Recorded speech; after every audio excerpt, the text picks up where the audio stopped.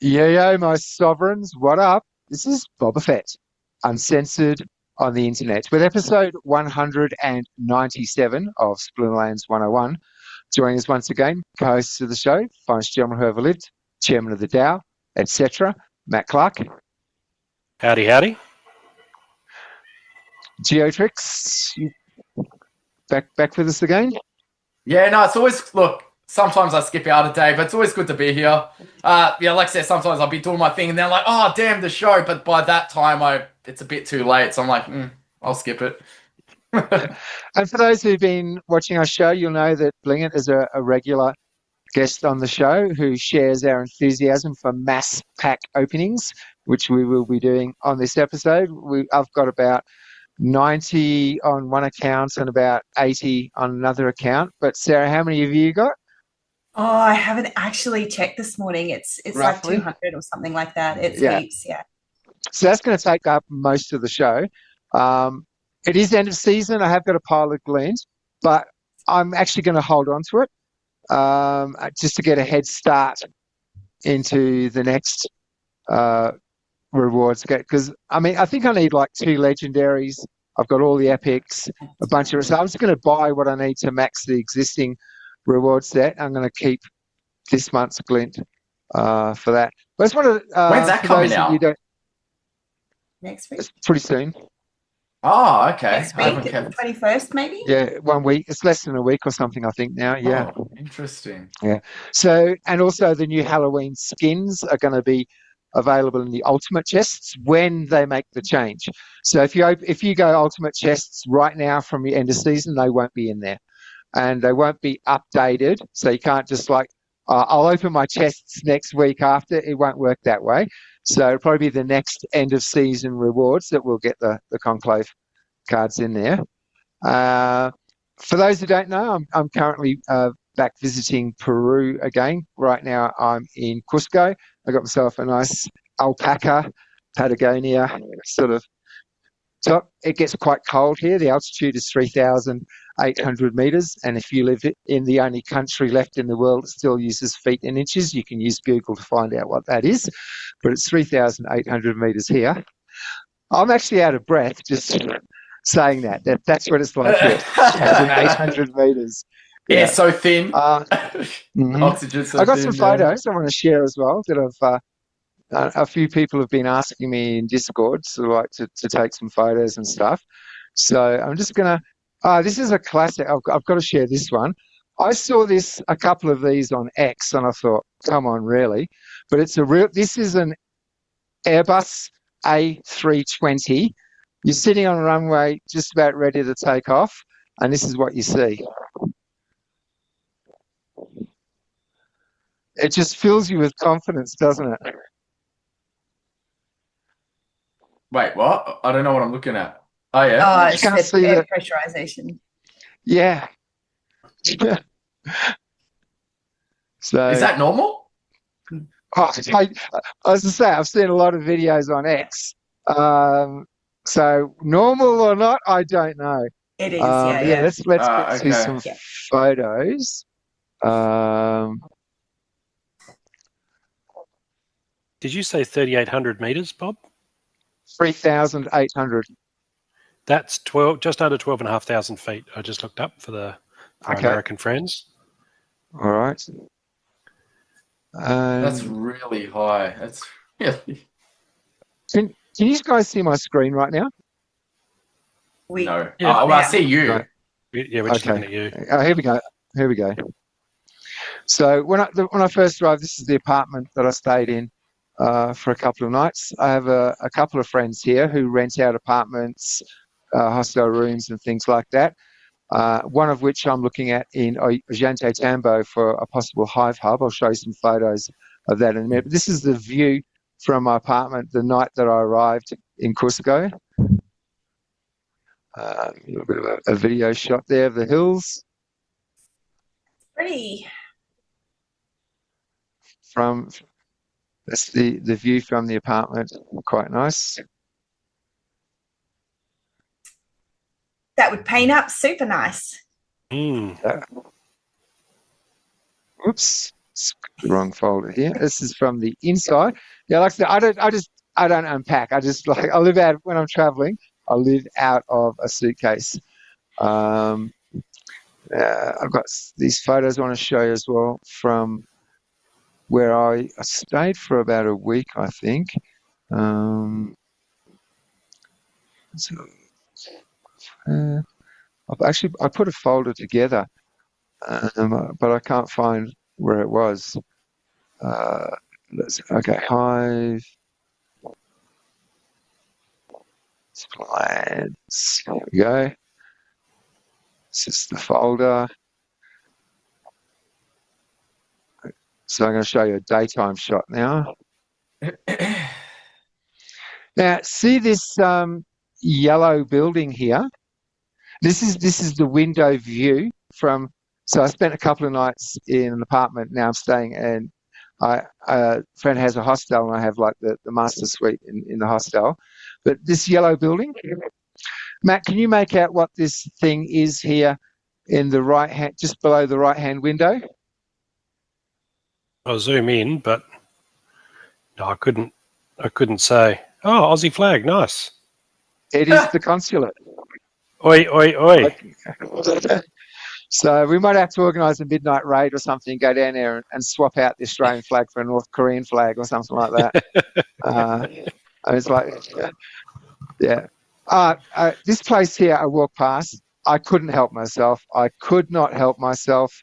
I walked in and I asked for an alpaca. I mean, it's an alpaca factory outlet, right? So I walked in and says, I want an alpaca. Alpacas aren't made in factories, Bob. When a daddy alpaca and a mummy alpaca love each other very, very much.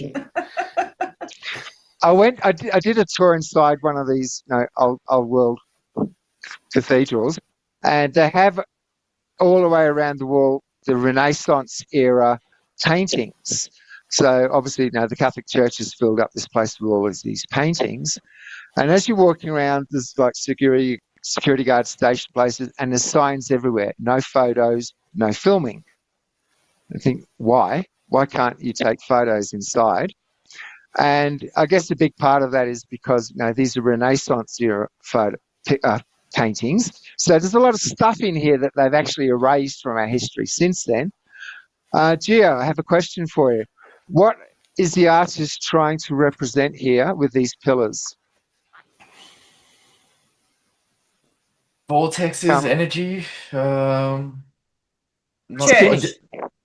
They're spinning. Probably, yeah. It looks like it's spinning. Spinning. That's, I think, what the artist here is trying to represent it by the sort of shape that is like electricity generating, like coil capacity. Well, you've seen those TikTok clips from those places in India where they actually can still rotate the columns. Yeah, I've seen them. Yeah. Yeah, so that's what I think is representing here. Yes. Yeah, because why would they make a column that spins? Yeah. Exactly. This one was really interesting for me. It reminded me, as a child living in Ireland, we went and did a tour once of Carrickfergus Castle. And I remember asking Dad, because the castle's big, the doors, everything's big, but the suits of armour, all of the knight suits of armour, are really small. They're like my size. I was like 7 years old or something. And like, Dad, why are these knights' armour suits so small? And the typical response, hundreds of years ago, with nutrition and so forth, people were a lot smaller. We've grown then. But have a look. Actually, I took a close-up of this too. Have a look at this. These are children. They look young. Now, if you know like teenagers. The Tartarian sort of storyline with the orphan trains, how a whole generation of adults were all thrown into mental asylums because they wouldn't accept the new history. And we started fresh, basically just from incubator babies is where our history began. But yeah, these are children. Like they're young. Yeah, absolutely. But then you got like the. But then you have like the older looking. Would you call them natives? Peoples. Yeah, to the left. But the European takeover of the exit, takeover of the world on behalf of the Pope and his organisation. Like, these are all children. And have you noticed the one charging sort of the front is like illuminated, has the illumination over the crown? Yeah. It's really, and she's holding the a flag of the Virgin Mary, right? Virgin Mary, possibly, or might have been named by a different name back then. Yeah, but or now known exactly. as the Virgin Mary. So something of that. And then you got obviously like why do they always have like cherubs with wings and shit? Like, what's that got to do with like war? You know, like what's that got to do with it or any of this? Yeah, it's crazy. Yeah. And again, that'll probably be the Virgin Mary, who is often depicted in blue, because blue was a very expensive color to produce in the paintings. Oh, okay. Because it's actually the blue paint was made by crushing a gemstone, lapis lazuli, and that's why she's often portrayed in blue, because it was expensive, and it's supposed to represent. It's like in the Roman times, purple was the most expensive, because the only way you could make purple then was from a sea slug or a sea cucumber or something like that. That's crazy. Yeah. And look at these columns here. Again, I think the artist is trying to represent the fact that they are actually spinning. In motion. Mm-hmm. Yeah, that's why it's because they're like wavy and wobbly, right? If you wanted to make them look still and sturdy and not in motion, you just not use that effect. Not like the blurry effect. Put like a blur effect, or like what do they call it in games? Yeah, blur, I guess. All right. And here's the outside. Look at this midsection here. Like it looks like it was designed to spin, doesn't it? Yeah. So there's that, and this is the place I'm looking at the moment as a potential hive hub, Peru. Hive hub. I'll bring this one up. You're planning to spend a lot of time in Peru then, Bob? Is that I'm going to be here for at least a month this time, and then in November I'm going to Guatemala for a couple of weeks. So I might actually be in Hive Hub Guatemala for episode 200. And for the fans who don't know, episode 200, Yabba P. Matt is coming on the show, Azakon is coming on the show, B. Jangles is coming on the show. There's going to be giveaways. It's going to be huge. Make sure you don't miss episode 200. So if I'm actually in Guatemala for that, it would be good. And then after a couple of weeks in Guatemala, I'm coming back here to Peru, but I'm going to be staying here for maybe 3 weeks. Let me show you this place. Again, this is one of the friends that. So he's actually. This is his hostel in Ollanta Tambo. Okay, this is actually the town of Ollanta Tambo.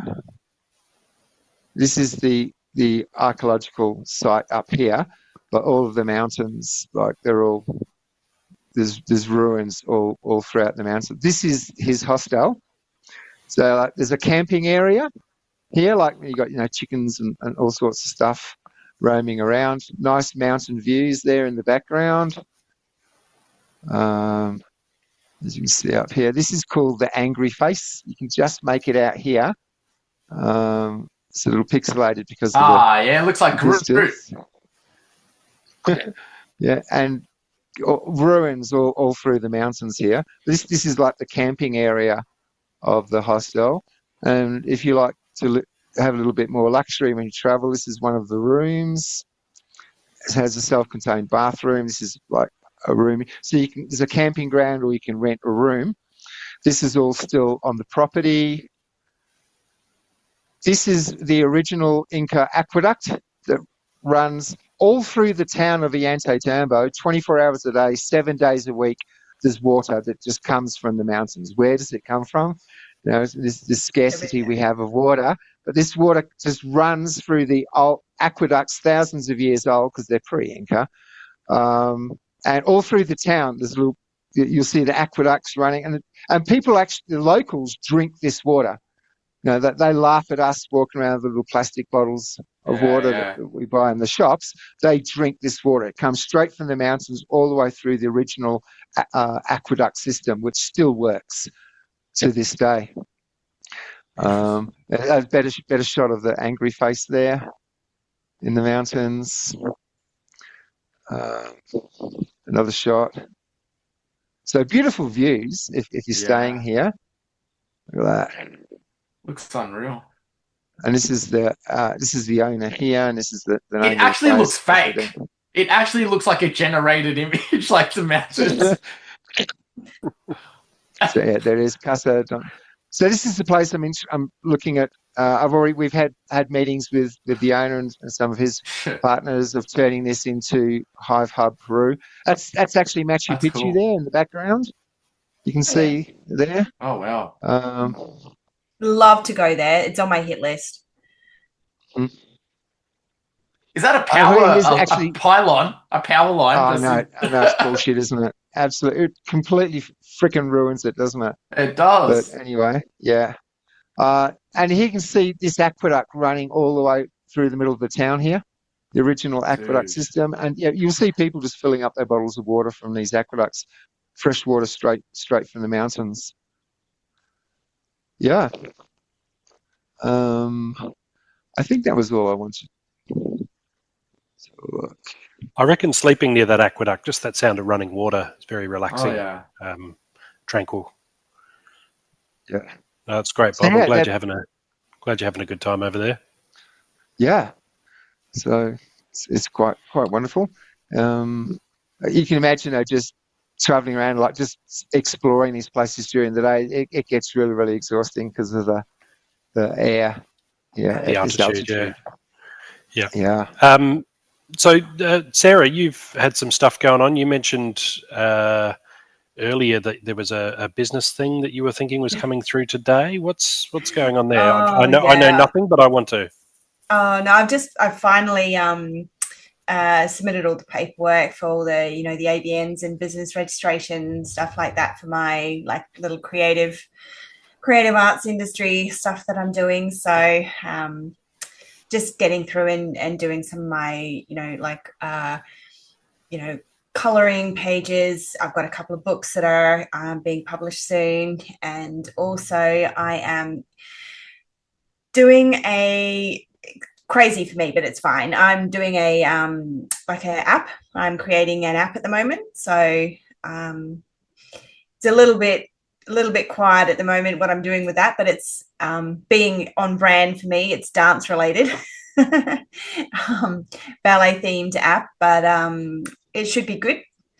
I've got a pain point, and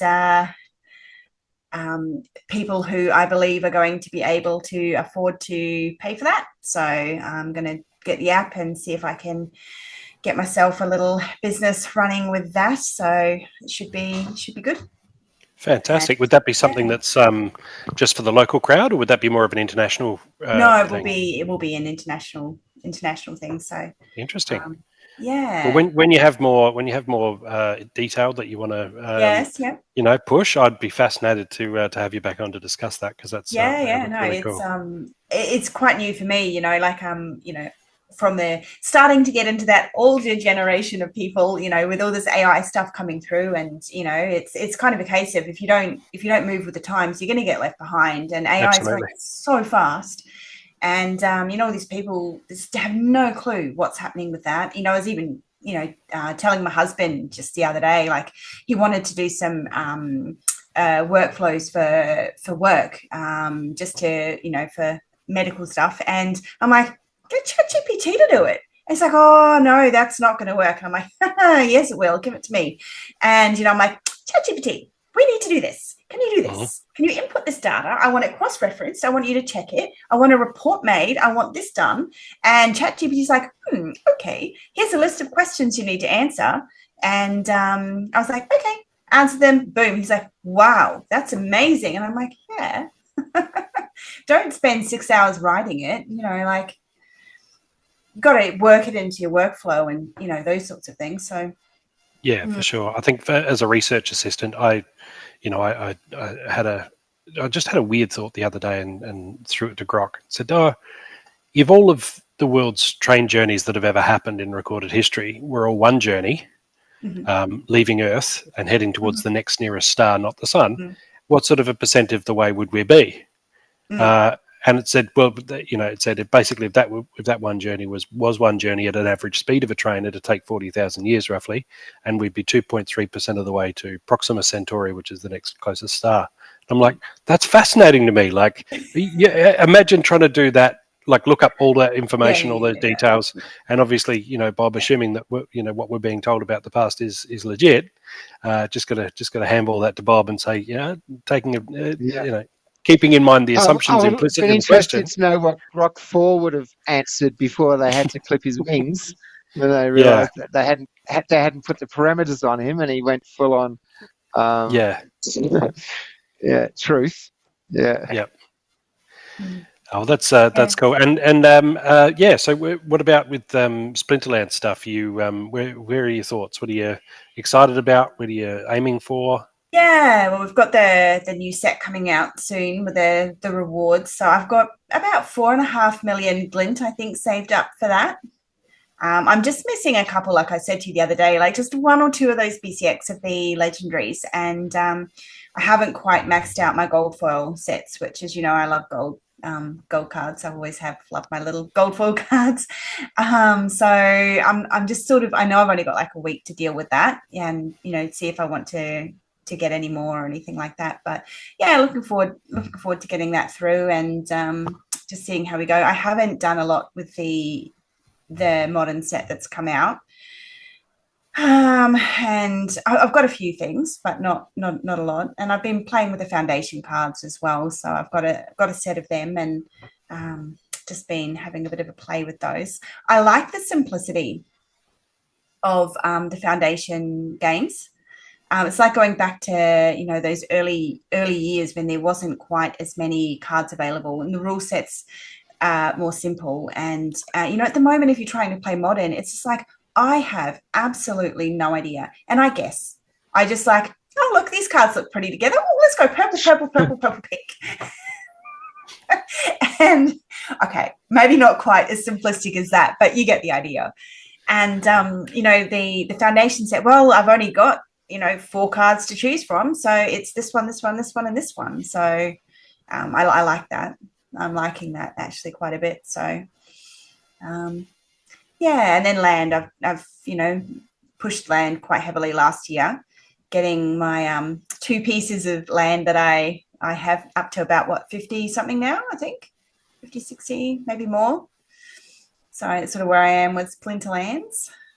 Fantastic. Are you pushing any resources into the liquidity pools for the land? Yeah, I've got a little bit. I'm somewhat limited by my supply of DEC though. At the moment, so much of it's on land. In fact, I don't have enough of that to put all of my cards on land. So that's sort of where I'm hold up with that.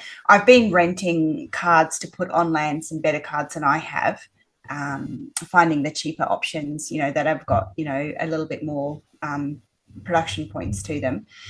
But I am somewhat limited by my DEC. That's really my pain point in Splinterlands at the moment is DEC. I just don't have it. Get that flywheel up and I will be burning that SPS. Yeah, absolutely.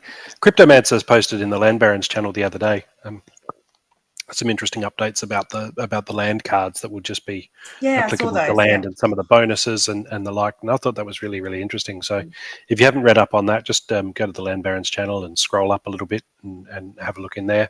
I believe it's readable to everybody. Like you don't need to have a certain limit in order to read it. You just in order to post. So yeah, really, just a bit of interesting alpha that sort of lets you know what direction the game's sort of generally heading. So yeah, big fan of that. And also, D-City has bit the dust. D-City has bit the dust, yeah. Another one. That was just yesterday. Yeah. What happened, sorry? D-City, gone. It's another casualty of the crypto massacre that's currently going on across the world. Like Pirate Chain is up like 60-70%. or something like that. Everything else is like crashing. Library, actually, I have like 40,000 of those that I just held on to, hoping that one day it might do something, and it's actually starting to do something. So it's strange that all these coins are doing something now, but everything else is just crashing. And BAT is holding its value quite well as well. For your brave users out there, BAT is doing well, but nothing else seems to be doing real well. Hive's like under 14 cents. Yeah. I'll go buy some. That's exactly the spirit. Yeah, for sure. Bitcoin's still 110, something like that. No, again, a few months ago that was a good price, but now because it hit 125, now it's all doom and gloom because it's at 110. So yeah, lots of psychology at play there, and even talk of possibly a contentious hard fork coming up for Bitcoin. So that could be interesting. See where all that goes. That was just edicted, EDICTED. Posted about that earlier, so go and have a read of his post if you're interested in a potential Bitcoin hard fork that might be looming. That's interesting. Yeah, I've just put in this year. I've done a $4 a day buy of Bitcoin, just dollar cost averaging straight through there. I figure it's not even a coffee a day, and I've just $4 a day buy of Bitcoin. Yeah, and Ethereum. I think I've only done like $2 or $3 a day or whatever it is, just to make sure I get some DCA in there. Yeah, well, if I look back and think, it's been 10 years that I've been in this game. If I'd have just done that, just chipping away every day, just that persistent, it's the water dripping on the rock. Will eventually. I got ChatGPT to run those numbers. What would have happened if when I got into Bitcoin back in 2017 or whatever it was? Had I bought like $2 a day since then? I'm like, yeah. Well, someone did a thing about iPhone. Whether it's the $40,000 Bitcoin pizza, or the guy in the UK that wanted to buy the rubbish tip to find his hard drive because it's worth millions and millions, but who knows? They might have gone, wow, Bitcoin $100 and sold the whole lot. So these stories of what you missed, if it didn't happen, you didn't miss out. It's for sure. You've got to take that mindset. Yeah. Lovely. And HiveFest is still happening, I believe. So Claiborne jumped up on stage and gave a bit of a 20-minute presentation the other day. Said some glowing words about me, which I was pretty chuffed about. So yeah, it's good. So great to see HiveFest is really. A link we can put in the blog for that, Matt. I will. I'll send it to you after I'll look it up and send it to you. But yeah, it's sort of like it's the stream from the day, so it's probably 7 hours long or something, and you just got to find the bits that you're after. So yeah, good to hear from a lot of people in the Hive ecosystem and which way's up. I think the thing with D-City might have been a Hive engine problem or difficulty with the charging structure because D-City had a lot of DDoS attacks. Yeah, had a lot of transactions. Yeah, so I think that might have been more the problem for D-City rather than the general malaise in the crypto space. So, but yeah, I look at number of new signups and number of spellbook purchases, and I think and the Crypto Gaming Recovery Fund is starting to get some press. Different people paying attention and saying, wow, these guys are in such a position of strength that they're able to roll out the welcome mat to veterans. I think we're making good moves, and the fact that we're continuing with things like the even this Halloween thing. I pulled up and I was playing Frontier yesterday, and suddenly there's a wolf howling, and I'm like, what's going on? And it's the Halloween promotion, and now all the cards have bloodlust, and just things like that where you don't really know which way's up and what's going to happen. It's good that they're keeping it new and fresh, and I agree with what you're saying too, Sarah. So for those of us who are a bit more casual and maybe our minds are going a little bit slower in our old age, and we don't want to necessarily drown in abilities, sometimes it's nice to just have a little bit of a more entry level experience. So, and in our case, sort of focusing on land. So yeah, all good. Yeah. It's a big learning curve. If you're a new player coming into Modern or Wild, that's smack in the face with a lot. Yeah. And certainly for new player experience, which we all know is so important. It's a really viable option. You can start off playing this cute little game down in there and, just get your teeth into whatever it is, and then try and expand out if that's something you want to do. All right. So in the break, we just did a quick session of arithmetic, and we have 494 Gladius cases to open. So let's start with the least. Gio, would you like to go first and open your Gladius cases? Okay. Yeah, I can do that. Yep. Sharing, is it this screen? I believe so. You see that? Yep. Okay. Well, here it is. Oh, we've got 22. a tiny little column in the middle of the screen. Oh, my bad. How about this? You see that? Yeah. It's a little better. A little? Okay. Is that better? Yeah. I think it's Zoom layouts or something. I was saying to Matt last week, like when you guys are sharing screen, it's really good. There's like, you guys are at the top, and then there's like a little gap, and then there's the shared screen. Whereas when I share my screen, your faces pop up on top of everything, and I'm always having to move them around out of the way. I don't know how to change that. I've played around with it, but I don't know how to change it. Okay, yeah, let's go. 22 packs. Yeah, I'm not going to waste anyone's time. Click on the big green open button. Yeah. That's how long it's been.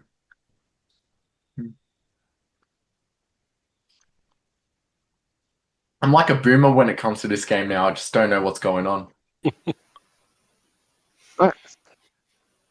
I should change my name to the... I don't know. Something with boomer in it.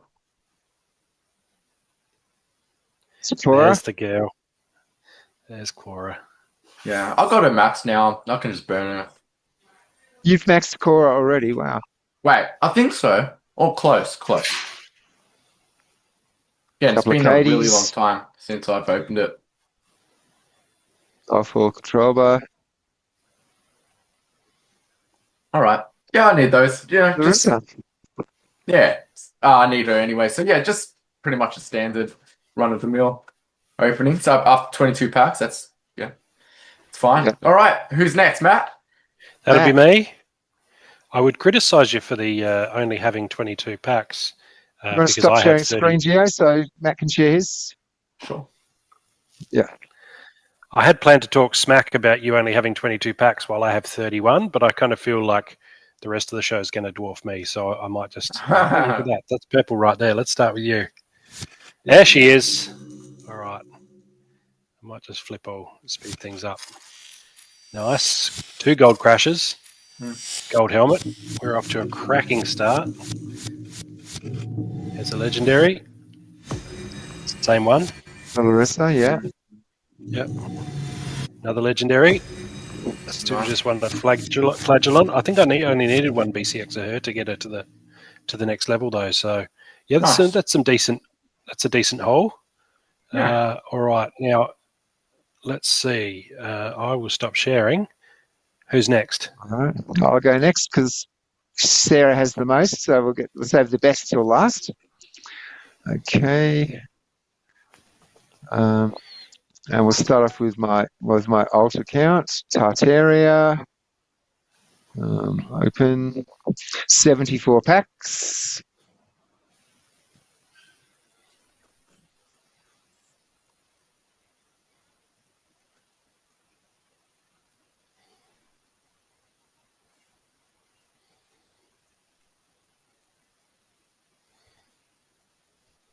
Here we go.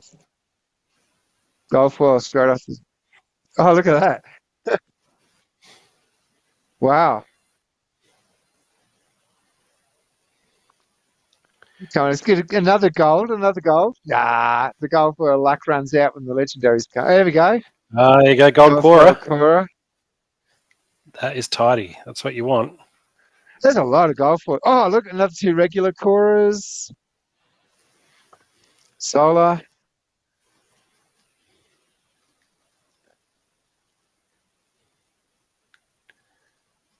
Oh, that was decent. Definitely can't complain about that. All right, let's go over to my main account. We have 89.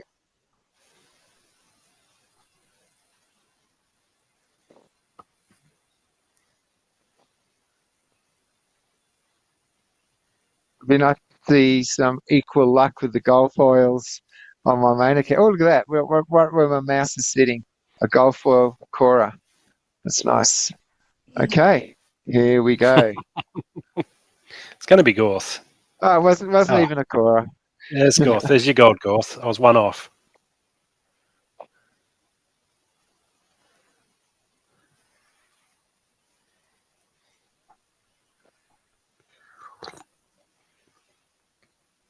$13 Katie's. Yeah, that's tidy. Oh, how many Coras was that? The screen slipped just as she appeared.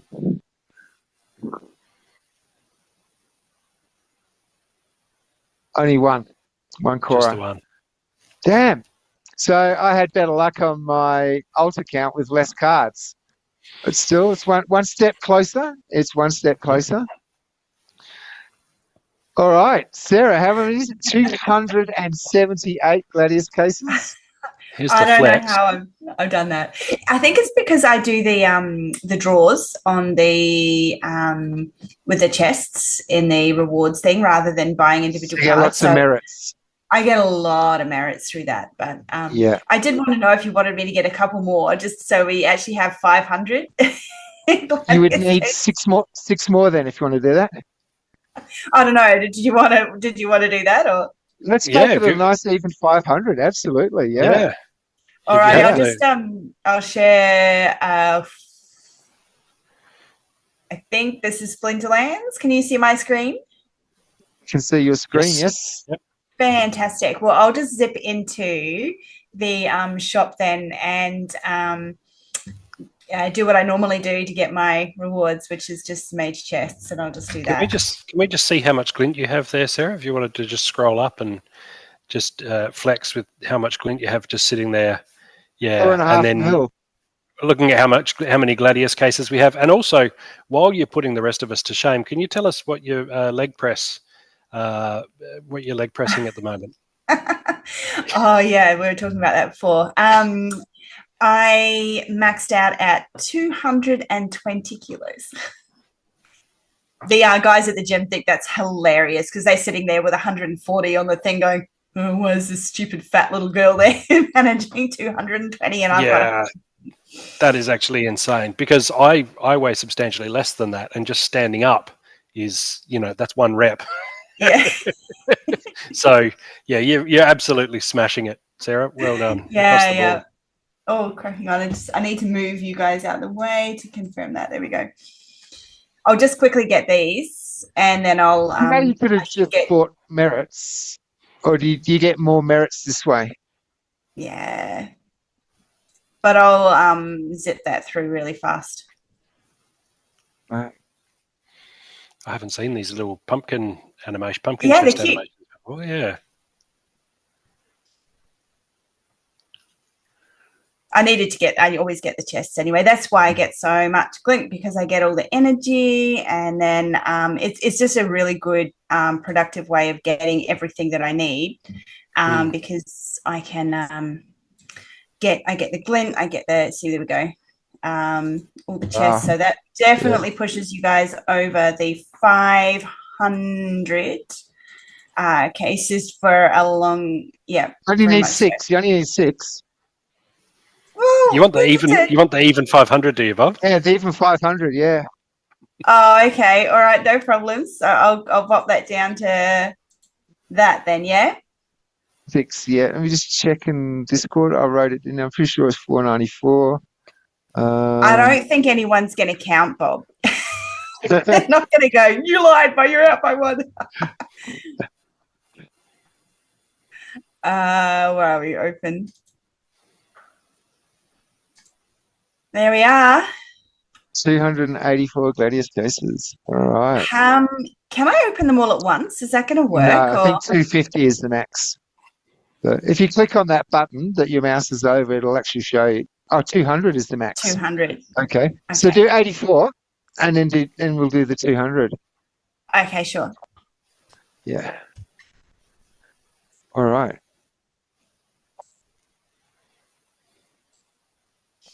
Anything in particular that you know that you need? It's just all Have about you the golds at this point, isn't it? or- What's that? Yeah, I think. I haven't maxed much, no, in the Yeah. Gladius. I don't think at all. So All right. there we go.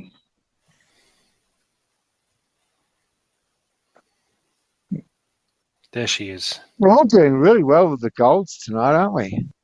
There's 2 Coras.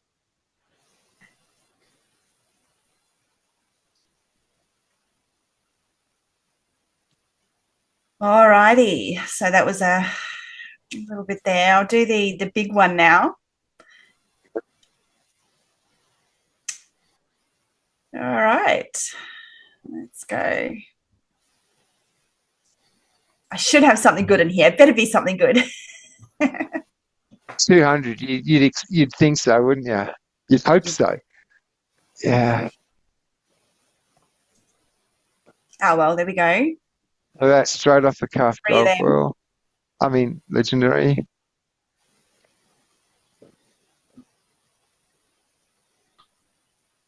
This one.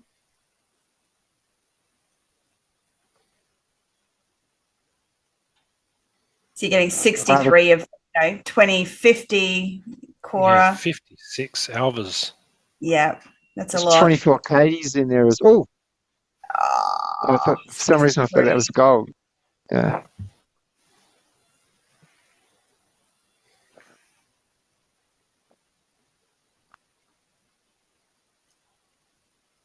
Wow, 3 We in a haven't had a row. gold for a legendary yet, have we? No, 3 We in a haven't had a row. gold for a legendary yet, have we? No. Now, we had a gold Quora, but no legendaries. Ah, control by 74 Katrobas. Wow. That's really No cool. gold for legendaries, but wow, we all did well with the gold foils, though. Yeah, that's really good. There was quite a few legendaries in there, so that should be good. Well, I I don't actually know thought what that that this means. would take up the rest of the show, so I've got nothing. Who's got something to talk about? Well, we haven't actually really heard much from Gio. Yeah, actually, he's gone. He must have dropped out. Here we go. He's back in the waiting room. He must have dropped out. One sec. Whoopsies. Sorry, Gio. No one. Welcome back, Gio. Brush. Quick, while we're on it, or while we've got a spare minute, I was in the Chairman's Bounty channel, and Oh yeah. Dave was saying earlier that they like the idea. They're seeing it as a proof of concept and all of that. So it could be a where is it now? I can't find it now. But yeah, so so Dave McCoy said that he loves the Chairman's Bounty idea, and they're hoping to incorporate into a phase of our future missions edition.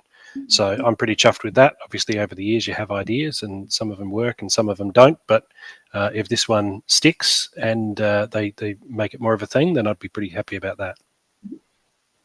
All right. Well, since we got some time left, shall we go take a look at land? Yeah. Yeah. All right. Okay. Oh, am I still sharing screen? Yes, you are. All right. Maybe. Lucky you didn't open something you shouldn't have, huh? Oh, no. Well, you know me, I've got like a gazillion tabs up the top of the screen. I'm like, oh my God, please don't accident. I did actually shut down quite a few, but I think I've got like maybe 30 tabs open at the moment up there, you know. Yeah. Usual for me. So I don't know. Did you want to, Matty, do you want to talk about your land or? Yeah, I can screen share. Let me have a look here. That's fine. That's yours. That's good. That's really good. Yeah, that's what I'm doing at the minute. The punters have seen all my stuff plenty of times. So, but that is a decent spread across a lot of different regions.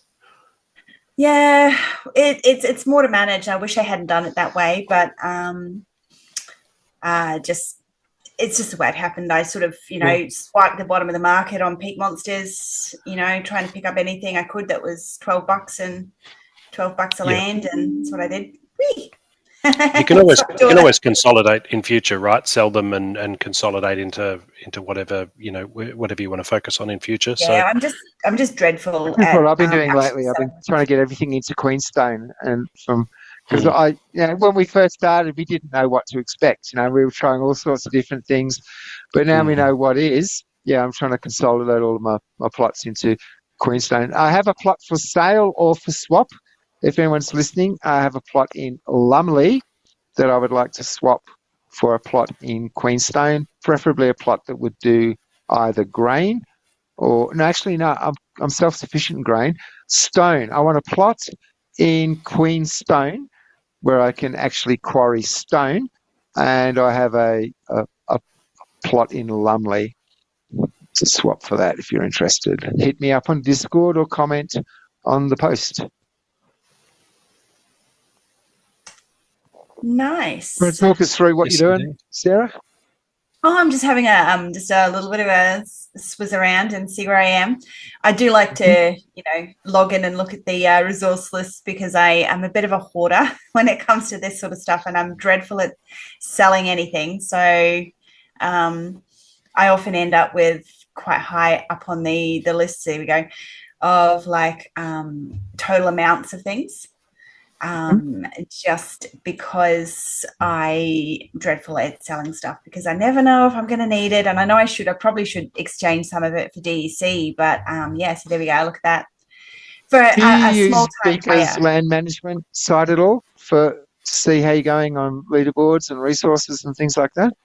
Do I use what? Beaker's land management, great resource. Mm-hmm. Tell us about Beaker it. from Hive Australia? Yeah.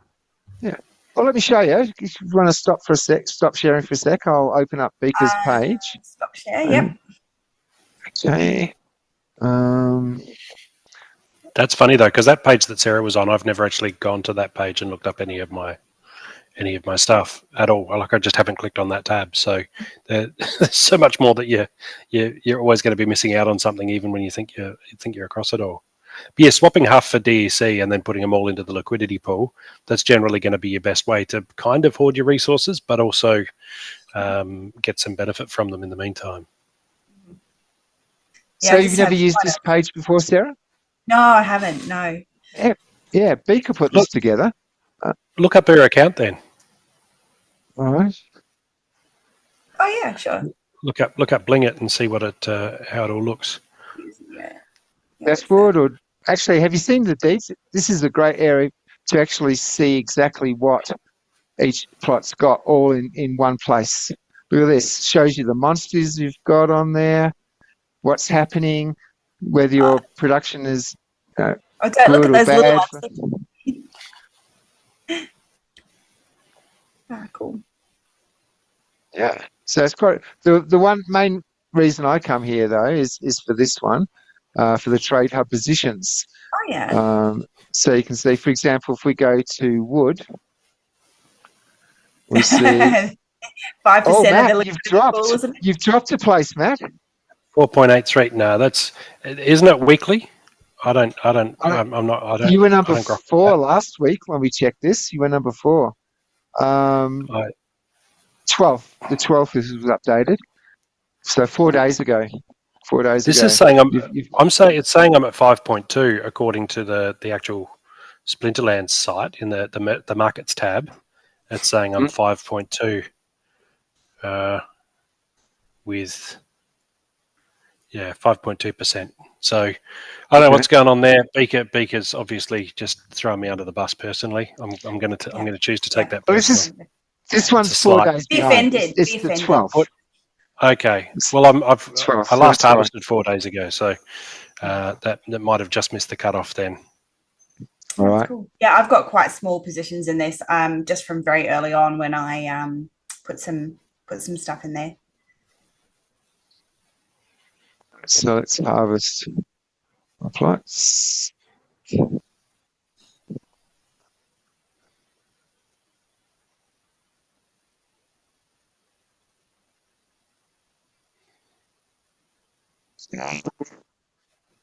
So 36k stone to add to the mix.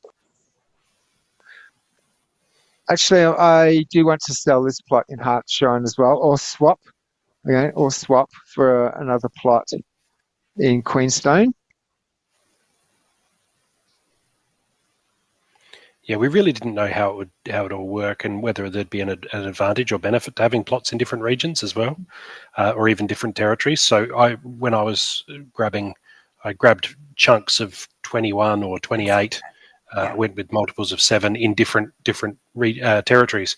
So not just different regions, but different territories, just in case any of that mattered. And it might matter in the future. They're just sitting fallow. The opportunity cost was minimal when I bought them. So, why not just sit on them? But yeah, it's most of my productive stuff is just happening in my actual regions where I don't have to worry about moving resources and losing that 15%. So this is the plot I have in Lumley. If you are watching, beautiful, beautiful rolling plains, location. If you would like to be the owner of this beautiful little plot, rare, hit me up. And where's the other one? In Heartshine. This one here, if you want to swap me something for this one here. I've got 2 gold foil immortalises working very hard on there, but I would rather have them working in Queenstone. So yeah, hit me up for that. And let's jump over to hub.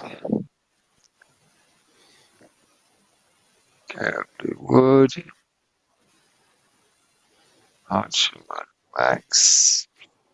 Just turned off the video. It's acting up, so hopefully I can mitigate that. So yeah, okay, just so you know.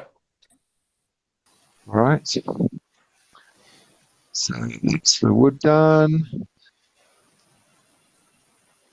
And stone. This is my main focus at the moment. Okay, add another 36k to there.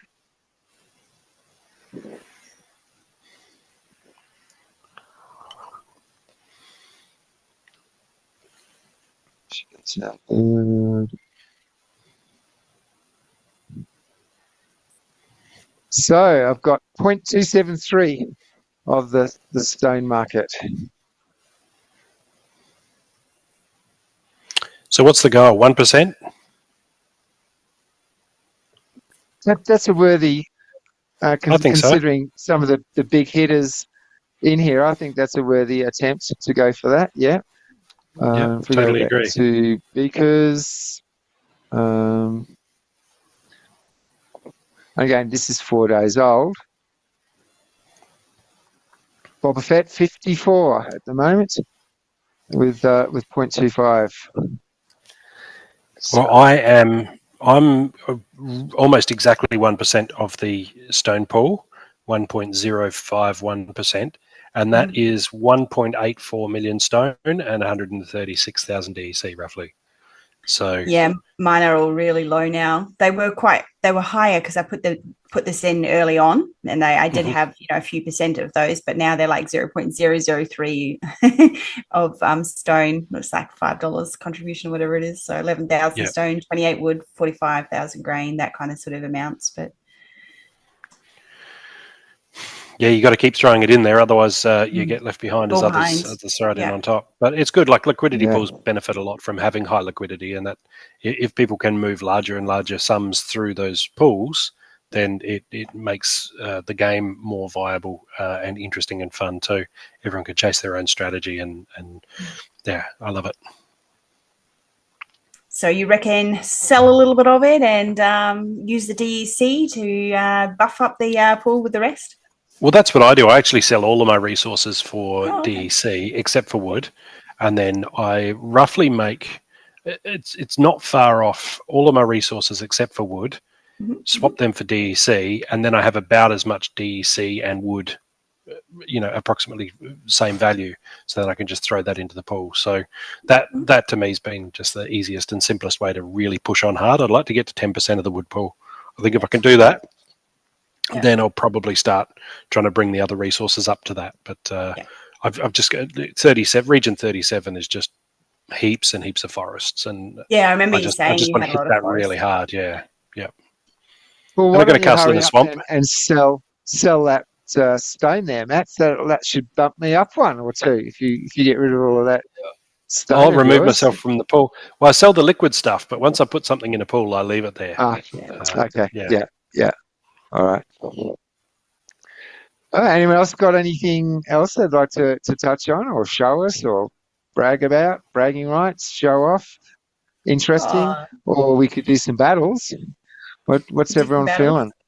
Battles, I won't show it here, but you can put a link to my my new Etsy store in the thing. That would be nice. Yes. Yeah. Drop the link into the Discord, and I will put it. I will include it in the blog. Yep.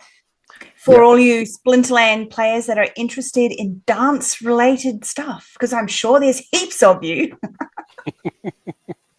You can't judge a book by its cover. They're just never because know. they play Splinterlands. I mean, you play Splinterlands, so That's true. hey, yeah. Yep. Sorry for the noise. Battling? Or does someone have something they'd like to talk about? I've got nearly 500,000 aura. I'm just looking on that resource rankings page, Sarah, that I hadn't never clicked on before, and I got nearly 500,000. Probably by the time I harvest, I'll have 500,000 aura, which is really good because there's some cool stuff coming up to make with aura. Oh, is it? Yeah, and those land cards that Mansa was talking about in Land Baron's channel are going to need various different resources from land as well as cinder from burning older cards. So my Chaos Legion packs and cards that have kind of been sitting there waiting to be used on land, I might get more flexibility out of burning a whole heap of them for cinder and then making the new land cards and putting them to work instead. Oh, yeah. Sorry, Bob, did you have a question for me, mate? I missed it. No, I just said, you were talking about, you were looking at that screen. I said, did you want to share it? Oh, yeah, we can do that. I can see there, number 42. Yeah, that's a lot. I think I've got 57,000 aura. Because if you remember, I was really late to start with that, and I just rented some super huge, high-powered cards to put on my aura plot. Like it cost me, a couple of dollars for the season or something to rent the cards to go on there. But for my couple of dollars, for the season, I ended up with, a huge aura production. So ramped that up. Dropped off now, though. Yeah, again, it's always hard to know where to send your resources, and also you really got to keep your ear to the ground and see what's developing and what's changing in the game so that you can. I'm 30th for research overall, but doing 0 per hour. And look at that, so many. Michael B, he's a guild member and personal friend. I've met him several times in person. So $0 an hour, 0 an hour. There's Sharvy in number 4th is still doing a bit of research, but so many of us did the research early, hit it hard while it was easy and simple, and then I wonder if this includes. This is only. I think it also shows $0 per hour if you are at 100% full and maxed out and need to clear and collect. So sometimes it's not the fact that they're not producing; it's the fact that they've reached 100% and they need to harvest. That's a good take home. Yeah. So I'm just looking at, like, obviously it's doesn't include stuff in liquidity pools, hence my rank in wood is terrible. But yeah, this is really cool, fun page. I never even thought to click on it. You can also break it down if you click on the actual region, and you can actually break it down into a particular. So if you look into, click on down here, like land of prosperity, or where's your land? There you go. Yeah. And then up at top in the top right, you can see the region, and you can drop that down to a specific small area. There you go. Yeah, so you can actually drop that down. Yeah. I reckon I'm going to be leading in regions 36 and 37. No way. I think I'm going to be winning in that. Oh, there's Mansa. He and I did a bit of a swap for 2 plots in my region for 2 plots in his region. Just to balance things out. So that's funny that I do have. There is somebody else actually competing for top spot in region 36. That's great. So it's good to see who's in your area too. Like, so if you're like me and you're in a mixed area, I can go and see who else has got plots in and working on plots in my regions. Yep, and then you know who to approach. If you want to sell or make some changes. Yeah, because I did those those swaps with a player for some in Swubia, Rybro. So look at this. I thought I was doing right, almost 200 aura an hour, and here's Vugtus with over 14,000 aura per hour. That guy's a machine. I don't know. It's amazing, right? 50 million sat there. Yeah. And I got 500,000 and I'm excited about it. That's just nuts. Well done, Vugtus. You're an asset to this game, mate. Please don't sell. No, don't do that. Stay. Don't go anywhere. Yeah. Oh, if he dumped, can you imagine? Ouch. Oh. I don't think he will. No, I don't think so. Besides, we had J69 and we thought that was all going to, collapse everything, and the sky was falling, and I ended up just picking up a region off him for not a region, sorry, a guild, high-ranking guild for 1.2 million DEC, and sold it for 3 million like 6 months later. So, just hang in there. If things do happen, just pick up the bargains.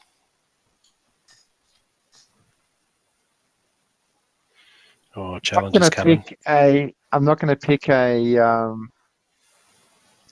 rule set. We're just going to make it completely random because we're only going to have time for a couple of battles anyway. Mm-hmm. All right.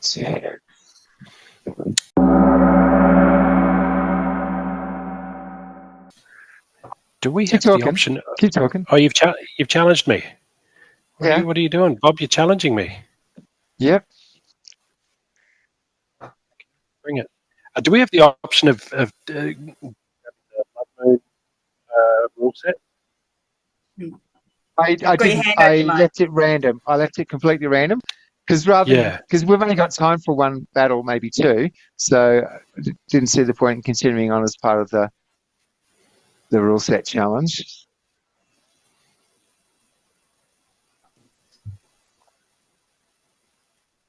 All right. Yeah, I'm just wondering while that rule set's happening for the promotional for the Halloween period, I'm just wondering if it is in the list of rule sets that we could choose. The Bloodlust, everyone gets Bloodlust. Well, we've already got. I've already submitted my team, so. Oh shit! Well, my bot started, so you guys are going to be battling. I'm out. Yeah, how convenient. Well, we got a guest on. Isn't that the whole point? We bring them on and then beat them, and then we don't feel so bad that we can only bench a small portion of what they can. And yeah, I'm okay sitting this out anyway. So yeah, it's you guys. Oh, good. Yeah, I'm already submitted, Bob. I knew what I wanted to do pretty much immediately. Yeah. That doesn't mean I'm going to win. It just means I knew what I wanted to do. Don't you just pick the ones that are purple? That's what I do. I don't know. Right. Yeah, the scariest looking ones.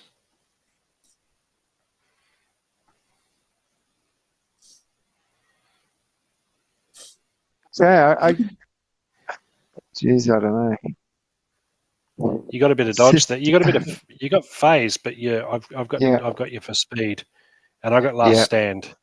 Yeah, last stand hasn't even kicked in yet, so and I have phase in the card too, so I don't think you're going to hit me.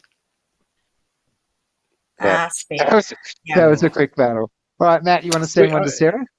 No, I don't do battles. All right, that's easy then. Let's just send me another one then, Bob. See if we can do the Bloodlust rule set. Or if that last battle was too quick, we could watch it again. Like,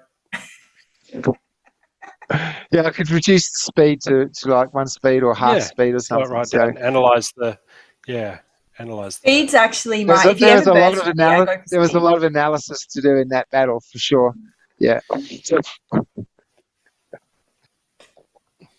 Sorry, Sarah, what were you saying?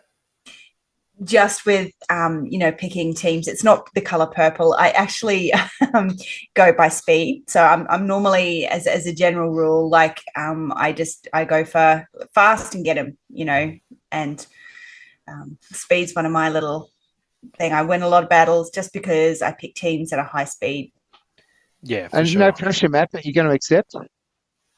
Oh, yeah, I keep doing this. I was just nodding and smiling as Sarah was talking and then waiting for opponent. I was still looking at my old match, the previous match where I won, where I beat you really quick. Sorry, man, I can't even remember Sorry, was that? Did you win the last match, Matt? Breaking up. Yeah, that's what my screen's still on that. That's why I didn't see the invitation pop up to come and beat you again. Oh, we got collateral damage. Well, Sarah, what is this? All units have reckless debilitation. We were talking about this last week. What is reckless debilitation? I actually don't know. Okay. I do. You do splash damage to your friends. All right. Okay. So your attacks do splash damage to your neighbours, to your adjacent. Yeah, team. Yeah.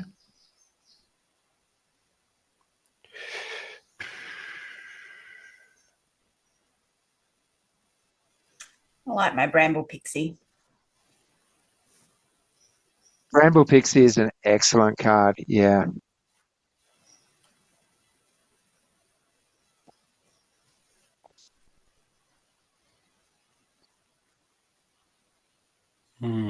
Okay. Let's do that. Yeah, Bramble Pixie's great. Ice Pixie's great. Yeah. I don't own Ice Pixie. It's one I rent. It's very, very, very decent card. Yeah, so we've both gone Quora, which makes sense because you want the self-healer. I've got the last stand Quora, so I think it's going to be me. But I always think it's going to be me, and then you beat me often. Not last time. You won that. Oh, I did win the league. Thank you for raising that, actually, Sarah. Let's. Yep. Yeah. Hang on. Well, I'm a little confused. This is the first battle of this episode. What are you guys talking about? No, Bob. No, sorry, mate. Yeah. Yeah. Anyone watching could just, unless you're going to get the editing happening. Yeah. The creative. It just was so quick, Bob, that you must have, blinked and missed it. Maybe that was the That's thing. what it was. We'll find out when we watch it after it's been published. Again and we'll again see and again. if there is in fact another battle, because I'm pretty sure there wasn't. But yeah. You remind me of. It's all right. Don't worry. It's all right. Let's play. We've got a minute and a half. Yeah, we got a minute. I think I'm going to win. Roll it on. Okay. Quick. Going to call out a prediction, Gio? Yeah, I'm gonna say you. With Llama and Cora. Man, it's beautiful, isn't it? Yeah. If it gets to that, we'll see. Yeah. Yeah, the fact that your attacks hurt the cards on either side of the attacker, it's 16 giant killer. She.